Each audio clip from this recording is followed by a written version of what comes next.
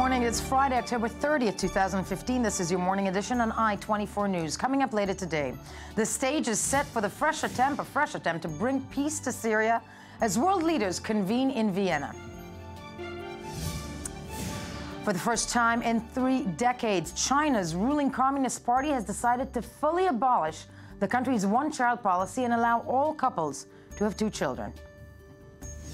And later on the show, 12 years ago today, Tim Burton released the Halloween-Christmas mashup, The Nightmare Before Christmas. And it is Halloween. Other events that happened this week in history, we'll take a closer look.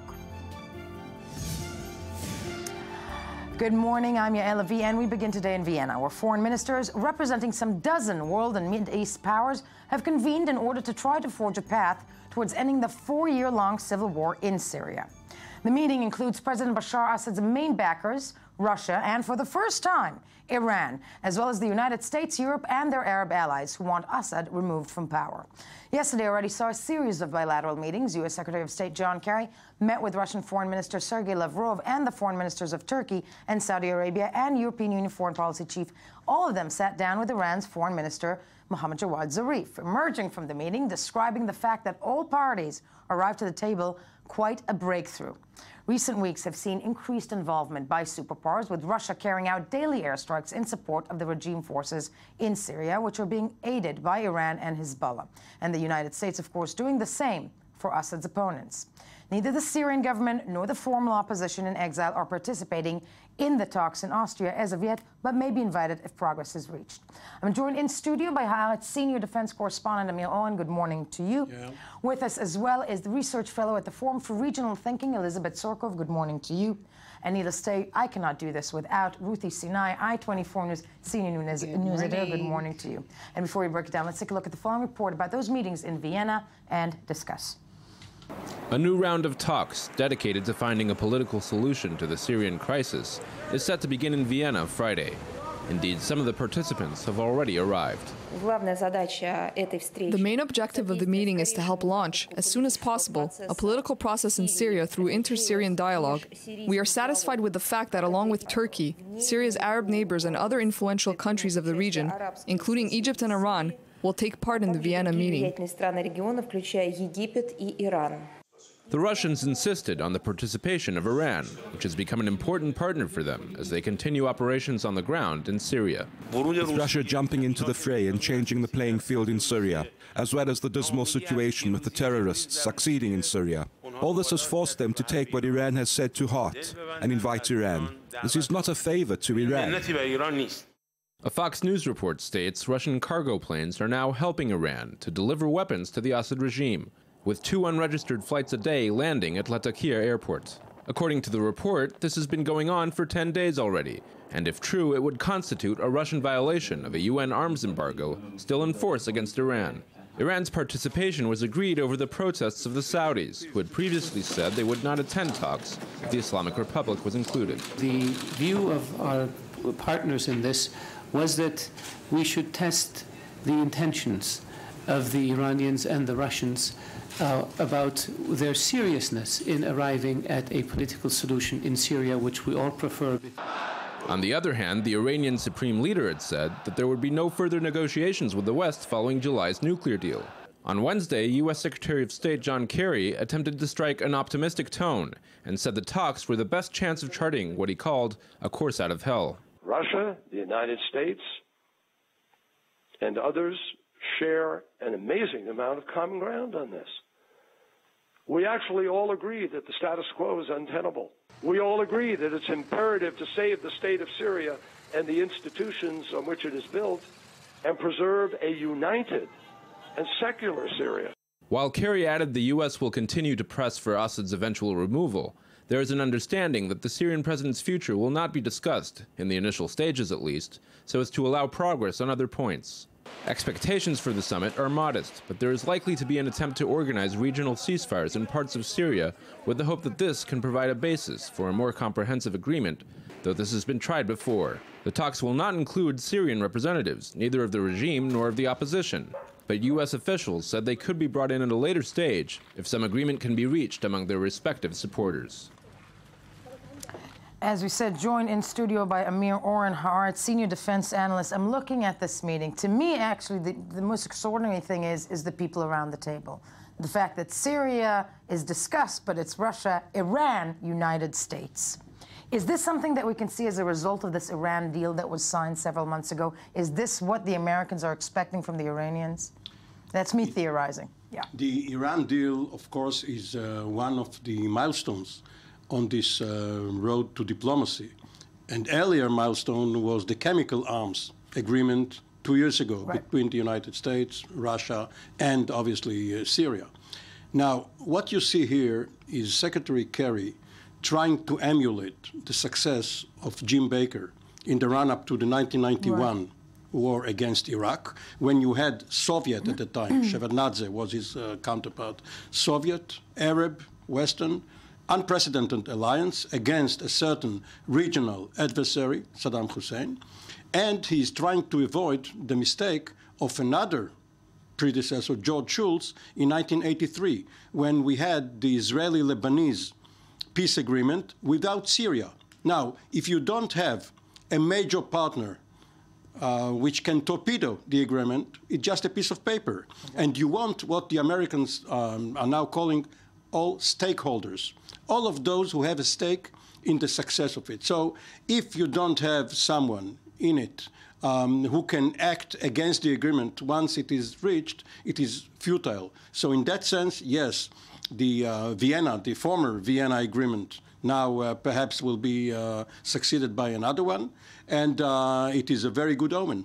It's a very good omen. That said, you know, Elizabeth Serkov, because you research Syria, and looking at the players around the table, in many ways, though, we can say that the key players who need to be there are there, except for the main one, and that is Syria itself, in some ways. The opposition groups in Syria, we know that several international forces and powers want Assad to stay in place. Would that fly in certain parts of Syria? Will that ever be accepted? Well, it will be accepted among regime supporters, but they are the minority in Syria. And the majority of armed factions and the majority of the population will never accept any kind of an agreement according to which Assad stays in power. And this is why these talks will not go anywhere, because right now the discussion doesn't include any points about Assad leaving power at some point. Opposition parties and leaders understand that he cannot be removed immediately. Some of them accept that, but they will never accept any kind of deal by which there is talk about local ceasefires and no promise that Assad will leave at some point in the future. That's something that Iran is not going to allow, is it, though? Well, you know, nobody is going to negotiate their own execution. And all rulers, we have many presidents in Haiti 20-odd years ago, General Aristide. Eventually, at the very last moment, when this was the last card to be thrown on the table, these two had been negotiated successfully. And the formula can be found, whereas Bashar goes on exile, but could run in the next elections 4 years from now, some face-saving formula. The Russians want to stabilize Syria, and they are going to sacrifice Bashar personally, not the regime. They are going to prop up a regime friendly to them, and they will do it without Bashar. With or without, you're saying? Bashar without, they will do it without, yes. But the whole focus of the Syria debate has changed. It used to be for or against Assad. Now it is for or against the Islamic State. And everybody, of course, except the Islamic State, everybody wants the Islamic State down, even the others, Jabhat al-Nusra and the other rebels. So this is the common denominator. And if you want to stabilize Iraq and Syria, which is one front, you can't really delineate the limits between Iraq and Syria now.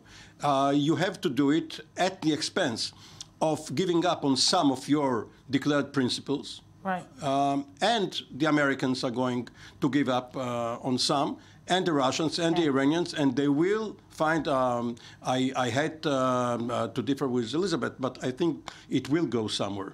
Perhaps not this round, but eventually they will find it. And speaking of it possibly going somewhere, let's go straight to Cairo. We're joined via Skype by Jake Wertschafter, I-24 News contributor, because, I mean, this is an extraordinary, Jake, good morning to you, first of all. Good morning. The extraordinary thing about this current round in Vienna is that Egypt is also around the table. There seems to be some sort of a concerted effort by these two great powers, Russia and the United States, to bring all the Arab leaders around and try and resolve the 4 years, I don't want to call it, you know, it's not a status quo, it's a 4-year bloody war in Syria. Egypt expecting what out of that summit, out of that roundtable that it's sitting at? Well, Egypt already is getting what it expected, which is the respect that President Sisi has been desiring for a very long time. He's seen the Turks basically knock down several notches because they've been seen as facilitators of Islamic State. And as you know, the government in Ankara has been saying that the presidency here is illegitimate because it's not Muslim Brotherhood. Right. And now you've got an Arab state that's not Muslim Brotherhood, that's intact, going to these talks and being able to facilitate some kind of reconciliation for Syria. It's a huge coup for President Sisi.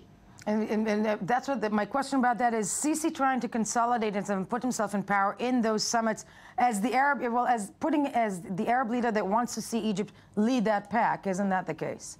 That's right. And he's also positioned himself in an interesting place in terms of Saudi Arabia and the UAE and what the future Syria is going to look like. You know, people haven't noticed, but Egypt has slowly nurtured a group of Syrian opposition folks called the National Opposition here in Cairo.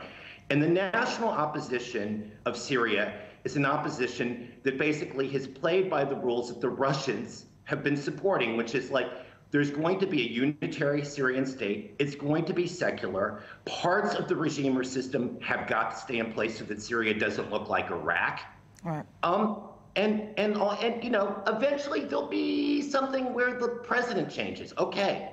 Yeah, but one could only hope that it will end in that way. But if we're looking at the chessboard, and Amir, that's my question to you, that is the Middle East, and we're looking at Putin basically, I mean, Putin has put Syria on the agenda as the first thing to solve this year. Isn't that the case in some ways? Yes, yeah. Well, some would say that he wants to draw attention away from the Ukraine or other places where Russia is on the defensive. But yes, traditionally, Syria, which is the closest of Arab countries to the southern Russian border, Syria has always been uppermost in the minds of Soviet or Russian rulers because of its proximity, because the coastal cities of Latakia and Tartus serve as bases for the Russian fleet. And just to follow up on what Jacob just said, Egypt is returning to its rightful place as the anchor of the Arab almost countries. As it was in the 70s when they were with Russian support, that kind of... Yes, it was perhaps more under Nasser than in the it was 60s under Sadat. than under Sadat. But you have two centers of gravity in the Arab world. You have Egypt and you have the Persian Gulf led by Saudi Arabia. And meanwhile, on the ground in Syria, there, I'm asking you, Elizabeth, because when it comes to all these factions fighting, we have Iranian soldiers and we have Russian soldiers. I mean, the people of Syria itself, who's aligning with what and where at this point? Well, it's an extremely complex picture, and in many areas it's hard to tell who is supported by whom, because it is very clear who controls what in Syria. And based on knowing that, we can clearly say that Russia is not actually stabilizing Syria. It is bombing rebels who are fighting ISIS. And as a result, since Russia intervened in Syria, ISIS has gained ground as a result of these strikes. So it's doing absolutely nothing to stabilize the situation. The population is largely, if you look at polls, and it's very hard to poll during wartime, and people are afraid when living under ISIS control and under regime control to speak freely. Generally, you see that people are very tired of war. It's very obvious, and that people want a solution that will be just, but will also end their misery. And you see polls that were done among rebels. Rebels are much more willing to continue fighting. Right. The question is whether public pressure will be exerted on rebels to, put down their guns. And I think this pressure will only be exerted if the population feels that justice in some way has been done to them. And justice for them is what? The removal of Assad? The removal of Assad to the absolute majority of the population. Okay. They've been bombed and they've been starved by this regime. The regime is responsible for 94% of civilian deaths in Syria, not ISIS, not the rebels. And it is completely unacceptable to the majority of Syrians to continue living under Assad. The Assad clan personifies the misery of the Syrian people. And Bashar Assad will have to be removed one way or the other. But as long as this political process is undergoing, there is another axis, the military preparation for a campaign against Raqqa, against the capital of the Islamic State. And there is still a buildup of forces. So the two clocks are not synchronized. You will have to wait and see what happens on the ground in addition to what happens in Vienna. Is the idea of dividing Syria up into various areas of influence, in other words, dismantling the Syrian state, is that a non-starter? As far as he's talking? Yeah, I mean, at the end of the day, it's already somewhat dismantled. Yeah. I mean, it's like Syria as we know it doesn't exist anymore. Well, it's something that is very much supported by Kurdish Syrians who want their own autonomy and sometimes state. Yeah. But if you actually look at polls done in Alawi areas and also in Sunni areas, there's very little support for it. Really? Artificial creations like Czechoslovakia or Yugoslavia may disintegrate following great upheavals. But such units as Syria, well, you look at Iraq. Iraq is basically divided, but nominally it is still one country. So Syria will probably stay one. On paper, so to speak. Yeah, Syria might have the same fate, but I think, as the EU chief said yesterday, when I'm just going to quote her, Mogherini, that maybe the only hope Syria has right now is that meeting in Vienna, is those big powers trying to convene in one way. And they are doing it for their own self-interest because the migrants are now threatening Europe. My God, yes, and we can find it. Not said sarcastic at all, and I do agree entirely. Everybody stays in with me as we move along. Speaking of news that are deemed worthy to print, or what you need to know this morning, the woman to turn to is Ruthie Sinai with the news you missed while scanning the headlines. And Ruthie, please take it away. Okay. China. Yes. Big news out of China. Finally. The Chinese Communist Party has abolished the one-child rule. In other words, families can have more than one child. Right. And the big question, of course, is it too late? Will this resolve the big issue, the big demographic issue, which is the reason for this decision, which is the fact that the population is getting older and that there will not be enough young people to work and support the older population. We have this story, it's been everywhere. Incredibly adorable pictures of little kids out of China. And we have a report, we have a video report. Let's take a look. Is China ready to expand its family? Beijing announced Thursday it will end its harsh one-child policy 3.5 decades after this controversial law was first adopted.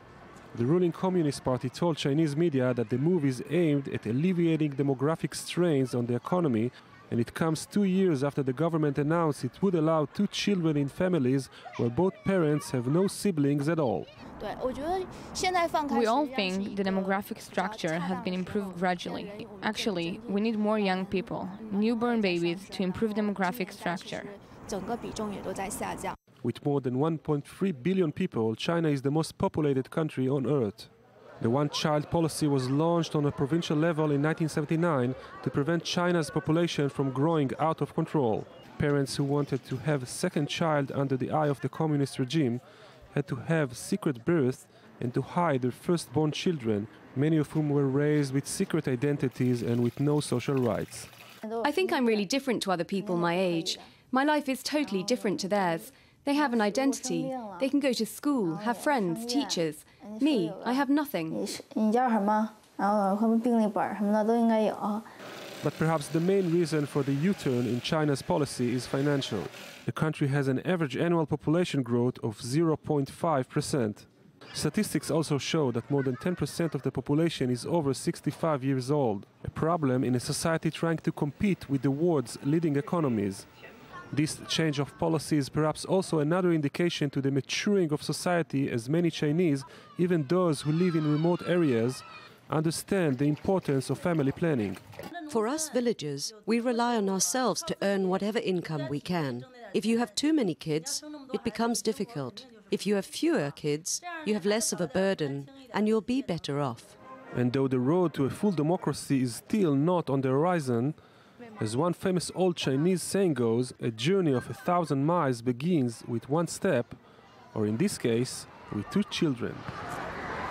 Definitely the fascinating story of yesterday that everybody was covering. Okay, Absolutely. How many children do you have, Ruthie? Okay, two. Two, Okay, and not enough.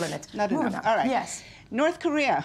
The Guardian has this horrible story about North Korea, a UN report. It says essentially that North Korea is selling its citizens into forced slavery abroad. These are some 50,000 or more North Koreans who work in very hard, doing physical labor in China, Russia, elsewhere, mining, logging, construction, and so on. Needless to say, they don't get paid. I mean, they get paid, but the salary goes to the state. Right. They are underfed, some, on the verge of starvation. Just more of the horrors of North. The world stands by. But just more of the horrors of North Korea. Speaking of horrors, Saudi blogger Rafi Badawi is awarded the Sakharov Prize, which is a very prestigious award awarded each year by the European Union. Nelson Mandela was one of the recipients in the past. Malala also? Didn't Malala also? That's correct. Right. Malala Yousaf. And the reason this fellow was deemed worthy of the prize was according to the panel of judges, was to send a message to Saudi authorities that this is basically unacceptable. That a person, just because he wrote some blogs that weren't were deemed insulting to Islam, to be sentenced to 1,000 lashes and a horrible financial fine. He's already received 50 of the lashes this year, and more to come. More to come. Amir, yes. Yeah. In Saudi Arabia, for every unofficial blogger, you have an official vlogger. Oh. Yes. Yes. Oh. I'm sorry, but that's the reality. No. Listen. You couldn't resist. He couldn't resist, but that's why you love him. Yes, I saw the headline. That was, and the facial expression was very serious as well. Yes. I'm serious. Yeah, we are going to move back to Ruthie. Okay. Yes. All right. So on to you know how they say that the Palestinians are fighting for a state and all this. So Iberia, the Spanish airline, has just created a state of Palestine. Flight from Madrid was about to land in Tel Aviv, and the captain said in Spanish, "Welcome to Tel Aviv, Palestine." It's so easy. It's so easy to do that. Now, the interesting thing is that he said it in Spanish. When he said it in English, he just said Tel Aviv. He left out the Palestine, which, if anybody thought that this was just a slip of the tongue, it was not. He's simply 68 years too late, because up until 1948, it was Lida, Palestine. The Lida airport in British mandates Palestine. Well, I hope he's more up to date on his flight. And I think somebody will be having a slight reckoning with him somewhere here. Well, he's been taken off this line, this route. Yes. Okay, we go now to Haaretz. Speaking of Palestinians, Israeli soldiers from an ultra-Orthodox unit arrested for abusing Palestinian prisoner. This is, an important decision that was made not to let this slide. The story is that a group of soldiers arrested. The fact that they're ultra-Orthodox, I'm not sure that is so relevant, but the fact is that they arrested a Palestinian and apparently bashed his head into a wall and kicked him and things that probably go on. And electrocuted him as well, I don't know like that, exactly, but but obviously, anyway, the point being that obviously a lot of these things probably happen as they do in many armies, but this this time the army to have some sort absolutely and making it public, and this is not the standard of the Israel Defense Forces, and so one should hope good for them on that decision. We have one more. Yes. Okay, MI6. Listen. Yes. Are you looking for a job? As far as you know, not. But anyway, okay. All the time. Well, listen, MI6, the British Secret Service or spy agency, is looking for spies or workers. Okay. And they've decided to launch a campaign to coincide with the release of the latest Bond movie, Spectre. Okay. And we have this story from Telegraph, it's actually from BuzzFeed, saying that, quoting somebody from MI6, saying that they would never give James Bond a job for two reasons. One, he lacks the emotional intelligence required for the job, and two, he's not a team player at all. And successful, spy work involves teamwork. Completely. And I have a feeling that there was a great Saturday Night Live skit at a certain point about James Bond that starts off with him probably having like 1,000 venereal diseases. And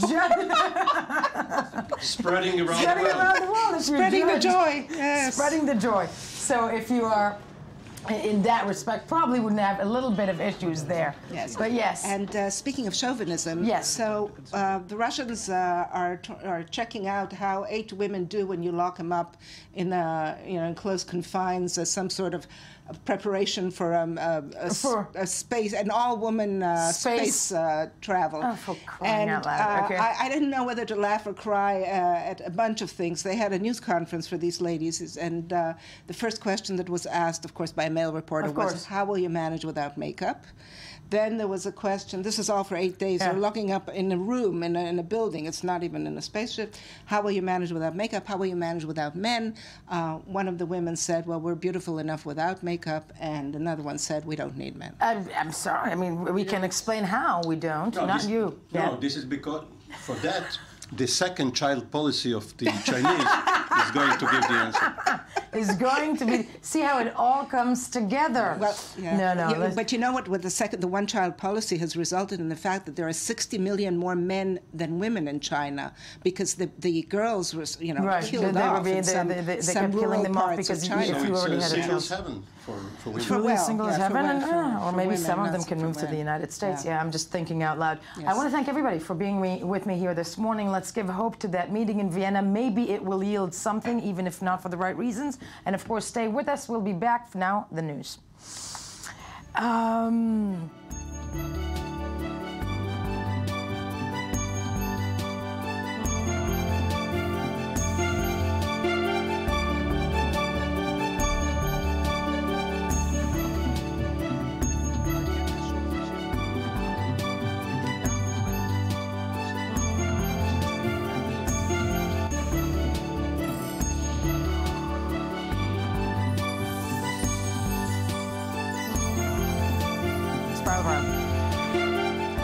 I-24 News Morning Edition. The place to be when I figure out that the show is on. What is today, October 30th? What is tomorrow? 31st. What is the 31st? I don't know. Halloween! Yeah, exactly, yeah. I'm sorry. Yes, my children do not listen to me, but that said, we are here with Tal Heinrich, the woman who, and of course Ron Friedman, the woman and man who do not know when Halloween is on. But Tal Heinrich is also the anchor of Focus Magazine. I'm here to embarrass you. Is the anchor of Focus Magazine every single week on I-24 News, right? Yes. Right. But you're not there. You're not here for this. I'm just creepy. You're just creepy. Yeah, exactly. This is my connection to Halloween. And you're doing us a huge favor by giving us the spiral viral that is... Which starts with an item about Halloween, actually. I just didn't know the exact date of the holiday. So happy Halloween, everybody. Happy Halloween to our viewers. For the spiral viral that is the web review given to you today by the anchor of Focus Magazine, let's discuss Halloween. Now let's start with the Israeli connection to Halloween, because I don't know if you heard about it, but Walmart, they recently faced a lot of criticism for posting this costume on the website. It's available for purchase for 20. It's an Israeli soldier military uniform. You can see that he's actually a parachuter with the red. Wow. Exactly, with the red hat. So it is available for $27.44. However, it comes with the full uniform, the red hat, right, and the belt. If you want the gun. Okay, if you want the gun, then. If you want the gun, it can be purchased separately, okay? So Walmart... Where's outrage coming from? Because, In Israel, I mean, when I was growing up, kids used to dress up as soldiers all the time. It's a matter of, you know... I was a Domino's pizza delivery guy. For 3 consecutive years. I dressed up as a phone. Seriously, I did. I had a costume of a phone with a huge earphones and a dial here. Nice. That said, I mean, think about it. Why would anybody want to dress up as a soldier of a different nation's army? No, it's very bizarre. I guess it is for the Jewish audience, the Jewish community. The Jewish community, exactly, and they want to show some patriotism towards Israel, maybe. I mean, but can you imagine? I'm going to put it out there because I think it's on all of our minds. Does it come with a little? I mean, does it come with a Palestinian on the side? I mean, that is the thing that one thinks. But Walmart also had a very other controversial costume of a nose of a sheikh. Of a sheikh? Yeah. Really? Yeah, exactly. Okay, that's Walmart. Thank you, America. So on social media, we saw tweets like, dress kids as the Israel Defense Forces for Halloween, steal other kids' candy, then egg their house and claim it was for security. Oh, my God. Yes, this comes from social media. This comes from several seconds. Now, let's stay in the clothing area. In the clothing area, please. Here's something that is way more controversial, in my opinion, than dressing up your kid for Halloween as an Israeli soldier. This woman from Tennessee, her name is Jamie Hidjon Randolph. She posted on her Facebook a viral video. It went viral, saying a statement which is, leggings ain't pants. Okay, let's take a look first. Yeah. Leggings ain't pants first. Some of you people like to use leggings as breeches, as pants. That ain't how they're supposed to be wore. If you can't wear a shirt that covers your tail so I can't tell that you got some Aztec print thongs on, you don't need to be wearing them. That's rule number 1. If they're too tight, that I can see you got a tattoo on your leg, they're too tight. They ain't to be wore, period. That's called pantyhose, honey. I'm sorry, but... Yeah, no, bravo. But seriously. It had to be said. It had to be said. If you're going what to... What are you wearing? No, jeans. I'll never wear... I mean, people like you wouldn't have out of the gym. It had to be said. It had to be said. That said, okay, you're a man and you're yet to be pregnant, so you've never been pregnant, and leggings when you're pregnant. That's legit. Okay, and also, she said it is socially acceptable if you wear like a tunic. A tunic, a big shirt. Yes. Yeah, exactly. Yeah, okay. Yeah. But everybody has something to say about this. This is a huge... This video, you don't know how viral it went. It inflamed this huge discussion in the U.S. that is so terrifying, in kind of a southern way. You know, you do that, or I will lynch you. So on Fox News, for example, they had this debate. They brought 3 men to discuss this topic, and they entered this model in the studio, and she was wearing leggings, and each one of the men had to say what he thinks about it. And the bottom line, no, it is socially unacceptable to wear it out of your yoga class. Out of your yoga class. Exactly. Also, and I have to say, I don't like to see men in leggings too. Oh yeah. Okay. Yeah. Thank you. Yeah. Men in tights, not good. Okay. I don't like to see men in wife beaters. And people in Israel, they wear when they go out, for example. Okay, now let's move on to the Daily Man, the Daily Mail. The Daily Man being Ron Friedman. No, I will tell you why I said men, because you know what? Let me give you a quote. What you are about to see is something more than just a simple social experiment. And these are not my words. It's the words of the director of this next video.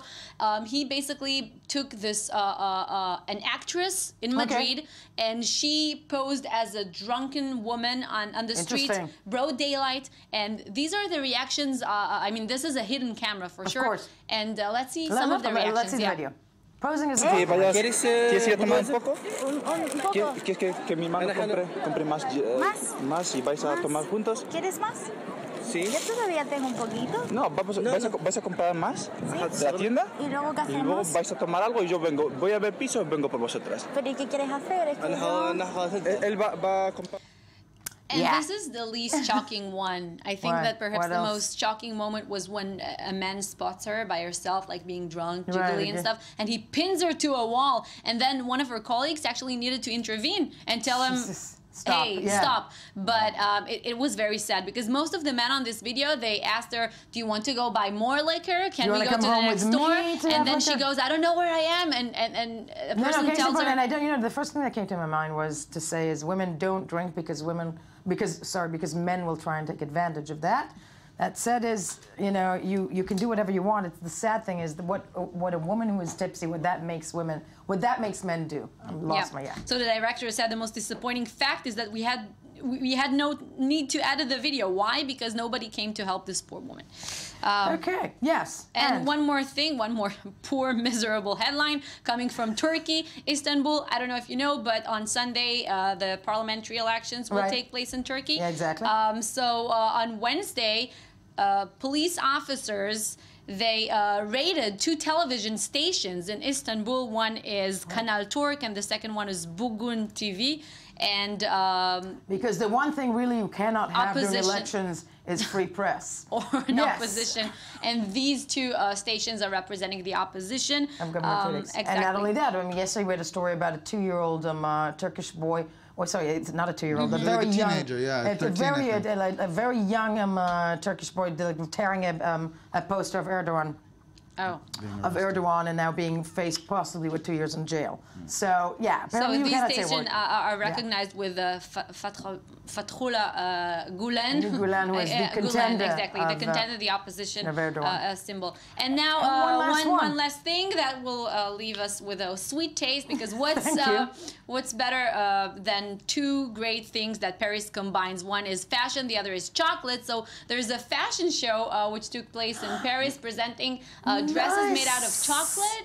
Oh, and it's real chocolate. Milky, obviously. So this is like it's melting. Hot chocolate. And I guess the models won't be partaking in their clothes. No, there we go. It's all chocolate. It's you can amazing. eat all of this. You can. The dress is all in chocolate. It's a true sweet. It's fabulous. It's beautiful. Yeah, and it is beautiful. And the fashion show, I mean, it marked the opening of Salon du Chocolat. Where you will be able to buy these clothes? Or no, just actually, eat them? Look at that. Look at that. It's a place which gathers like top chocolatiers. It takes like 9.5 weeks to a completely different level here.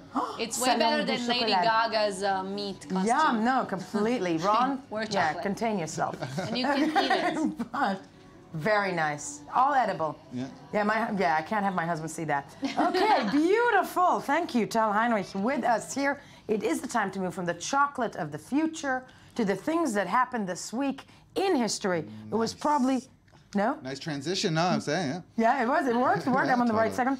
It was probably as bloody and horrific as it is these days? We're not looking at those types of things. We're looking at basically a segment taking you past down memory lane, things that happened this week in history. And, you know, you've been talking about wanting to get away for a while, visiting New York. So our first story takes us there. And in 1904, when the first subway line opened in New York, you know, today here in Israel, we're in Tel Aviv. They're starting to build the subway here, and it's causing no end of hassles. Look at that! But yeah, this is 1904. So the New York City Mayor, George McKellen, he was driving this subway all the way down a 9-mile stretch. I was about to say, which was the first one and what route was it? It's not in the article. No, it ends at Times Square. I don't remember the okay, so it's either the 2 or the 3 or the 1 or the 9. Okay. Wow. But, you know, so this is the world's biggest subway network. It's not the oldest, though. The oldest one was actually in London, opened in 1863. We're so late. We're coming to this party so late. Yeah, what, 150 years later? Exactly, very, very late. No, the Israelis. For you know, just to think about having to dig a tunnel when there's no cars, no roads. I mean, we're talking, you know, a horse and buggy. Probably a lot easier than it is today when you have to rip up highways and infrastructure and stuff like that. Yeah, so how long did it take them is the question. To actually build the subway? About a decade. I mean, about a decade. But I mean, they added lines along the way. And they just added a new line about a year. Yeah, exactly. Exactly. Okay. So there's hope yet. And more than 100,000 people went on that on the first day, gave a nickel and drove move on. Yeah. Wow. I remember, I think when I moved to New York in the 90s, a ride was $0.25. And which just shows you that it still has remained throughout the years. Yeah, but it has remained relatively cheap. Yes. Okay. Next story, also New York, and it's we're talking about Black Tuesday, 1929, October 29th. After a weekend or the end of a week, a Friday, they saw stocks plummet. A slight rebound. Monday, we have Black Thursday, then we have Black Monday, and Black Tuesday. all hell breaks loose.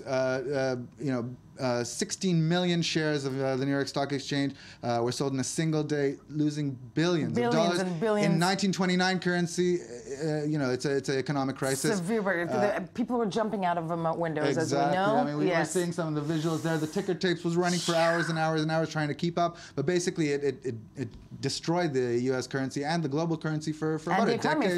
For nearly a decade. The start of the Great Depression.